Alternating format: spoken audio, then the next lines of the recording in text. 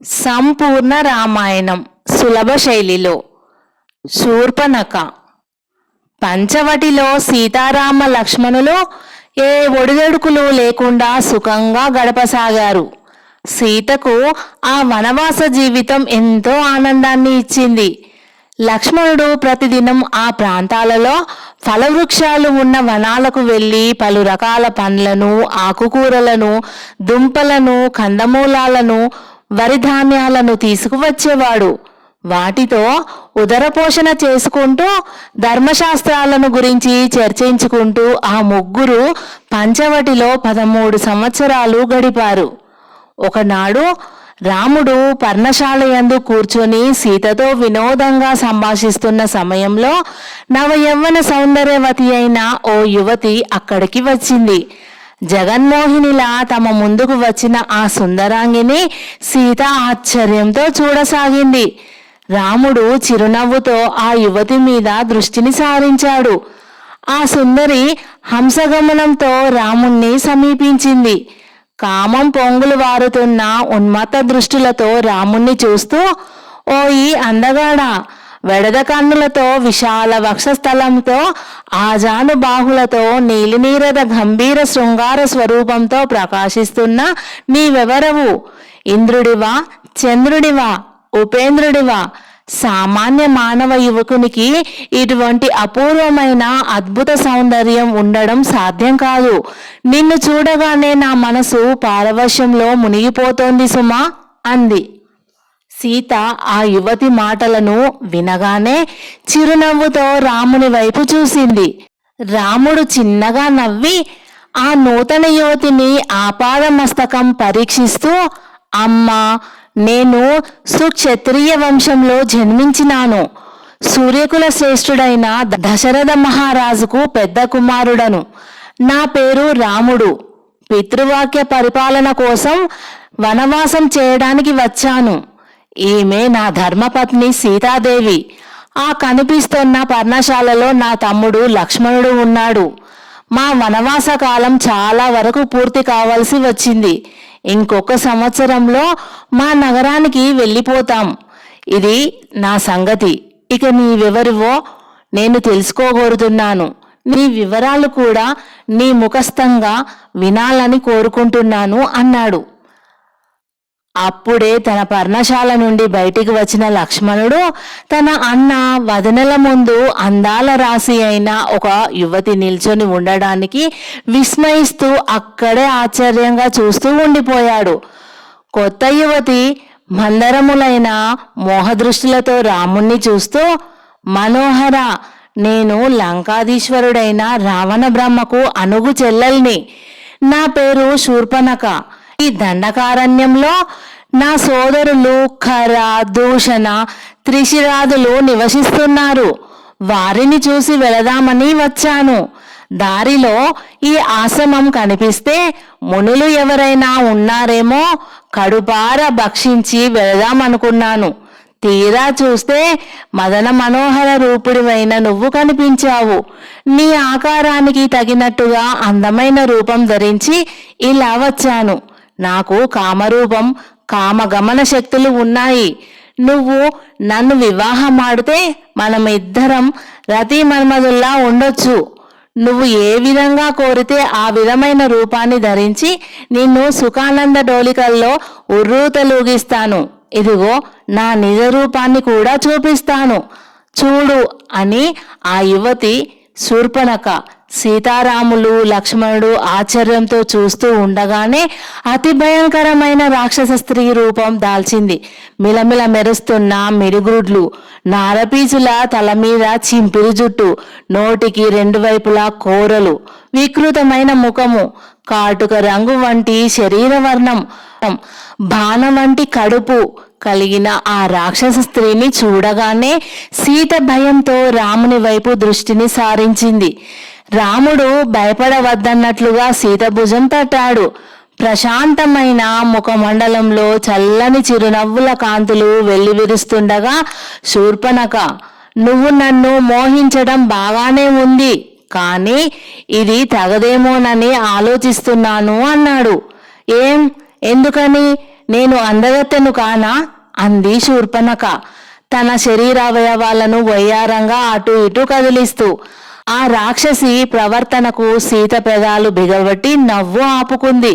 లక్ష్మణుడు ఆ చోద్యం చూస్తూ తన అన్న రాక్షసితో వేడుకగా వినోదం చేస్తున్నాడని గ్రహించి చిరునవ్వుతో అటువైపే చూస్తూ ఉండిపోయాడు.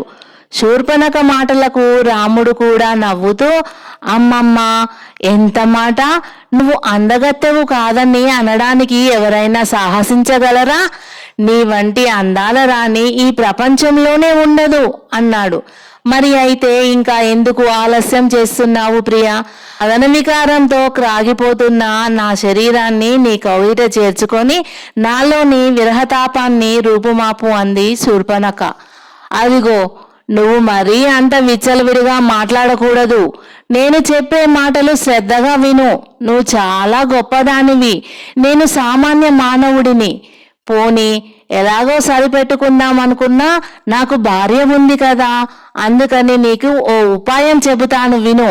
అదిగో ఆ పర్ణశాల ముందు నిల్చొని ఉన్న యువకుణ్ణి చూడు అని రాముడు అనగానే శూర్పణఖ తల తిప్పి రాముడు చూపుడు వేలును చూపిస్తున్న దిశగా దృష్టిని ప్రసరింపజేసింది. అక్కడ లక్ష్మణుడు నిల్చొని ఉన్నాడు. రాముడు శూర్పణఖతో ఇలా చెప్పసాగాడు. అతడు నా తమ్ముడు లక్ష్మణుడు. కండలు తిరిగిన బంగారు రంగు శరీరంతో నాకంటే అందంగా వెలుగుతున్నాడు.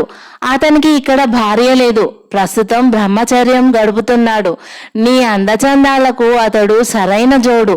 అతని దగ్గరికి వెళ్ళి నీ మనోరథాన్ని వెల్లడిస్తే ఏదైనా ప్రయోజనం కనిపించవచ్చు, కాబట్టి ఆ ప్రయత్నం చెయ్యి అన్నాడు.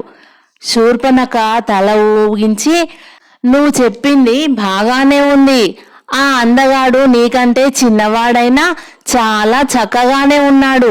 నేను అతన్నే పెళ్లాడుతాను అని భూమి కంపించేటట్టు అడుగులు వేస్తూ లక్ష్మణుని వైపుగా నడిచింది. స్వామి, ఈ రాక్షసిని లక్ష్మణుని మీదకి పంపించారేమిటి అంది సీత నవ్వుతూ. రాముడు చిన్నగా నవ్వుకుంటూ మౌనంగా శూర్పణఖనే చూస్తూ ఉండిపోయాడు. శూర్పణఖ లక్ష్మణుని సమీపించింది.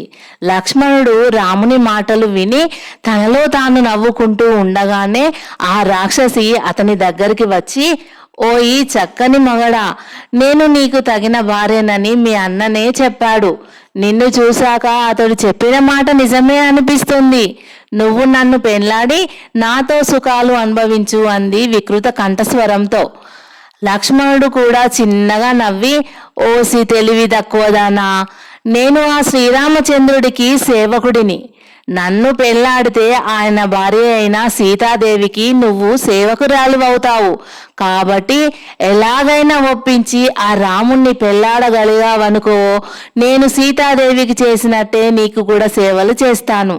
నువ్వు సుకుమారివి, సుందరాంగివి, దాసి జీవితం దుర్భరం, యజమానిరాలుగా జీవించు. అలా జీవించాలనుకుంటే రాముణ్ణే పెళ్లాడాలి, తెలిసిందా? వెళ్ళు అన్నాడు యుక్తియుక్తంగా.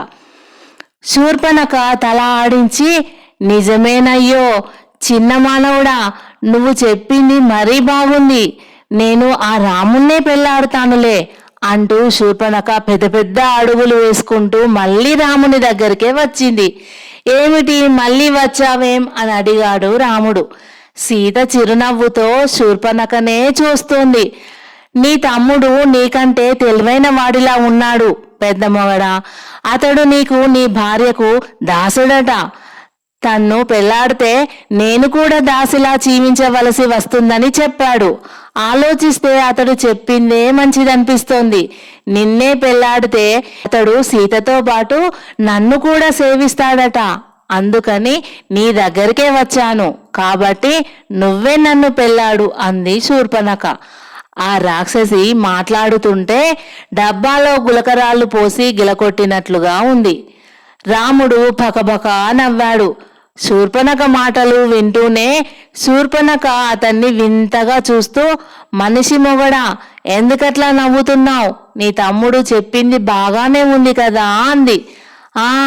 ఏం బాగుందిలే, నిన్ను ఎగతాళి చేయడానికే అట్లా అన్నాడు గాని మా లక్ష్మణుడికి నీ మీద ప్రేమ ఎక్కువగా ఉంది. నువ్వు నన్ను పెళ్లాడితే నీకు సవతి పోరు ఉంటుంది. కాబట్టి సవతి పోరు కంటే దాసి జీవితమే మంచిది కదా. దాసినైనా సరే నేను నిన్నే పెళ్లాడుతానని లక్ష్మణునితో చెప్పు, తప్పకుండా నీ కోరిక తీరుస్తాడు అన్నాడు రాముడు. శూర్పణఖ మళ్ళీ తల ఊగించి, అవునవును, నువ్వు చెప్పింది నిజమే. సవతి పోరు అంటే నాకు మహా చెడ్డ చిరాకు. మా లంకలో మా అన్న రావణాసురునికి ఎందరో భార్యలు. మా పెద్ద వదిన అయిన మండోదరితో వాళ్ళంతా ఎప్పుడు కూడా పోట్లాడుతూనే ఉంటారు. నేను ఎన్నోసార్లు చూశాను. సవతి పోరు మాత్రం వద్దు బాబోయ్ అంటూ మళ్ళీ లక్ష్మణుని వద్దకు నడిచింది. ఆ విధంగా రామలక్ష్మణులు శూర్పణఖతో కొద్దిసేపు వినోద సంభాషణ చేశారు. చివరకు శూర్పణఖకు విసుగొచ్చి, ఒరే మానవులు, మీరిద్దరూ కలిసి నన్ను వెర్రిబాగులదాన్ని చేసి ఆట ఆడిస్తున్నారు. ముందు మీ ఆడ మనిషిని మింగేస్తే ఆ తర్వాత మీరే నా దారికి వస్తారు అని భయంకరంగా అరుస్తూ సీత మీదికి వచ్చింది. సీత భయంతో రాముణ్ణి గట్టిగా పట్టుకుంది. రాముడు సీతను తన వెనకకి తీసుకొని లక్ష్మణ అని కేక వేశాడు. లక్ష్మణుడు తన పర్ణశాల నుండి పరిగెత్తుకుంటూ అక్కడికి వచ్చాడు. దుష్టులతో పరిహాసం ప్రమాదకరం, ఈ రక్కసిని కొంచెం గమనించు అని లక్ష్మణునికి చెప్పాడు రాముడు. వెంటనే శూర్పణఖ దగ్గరికి నడిచి సీత మీదికి చేతులు సాచుతున్న ఆ రాక్షసి జుట్టు ఒడిసి పట్టుకొని వెనకకి లాగాడు. ఒరే కుర్ర మానవుడా, నన్ను జుట్టు పట్టుకొని లాగుతావటరా? ఉండు, నీ పని చెబుతాను. ఒక్క గుటికలో నిన్ను మింగి వేస్తాను అంటూ శూర్పణఖ భీకరంగా నోరు తెరిచి లక్ష్మణుని మీదికి వచ్చింది. లక్ష్మణుడు ఓర నుండి ఝరాలున కరవాలం దూశాడు. శూర్పణఖ జుట్టును మళ్ళీ ఎడం చేత్తో పట్టుకొని కుడి చేతిలోని ఖడ్గంతో ఆమె ముక్కు చెవులు కోసివేశాడు.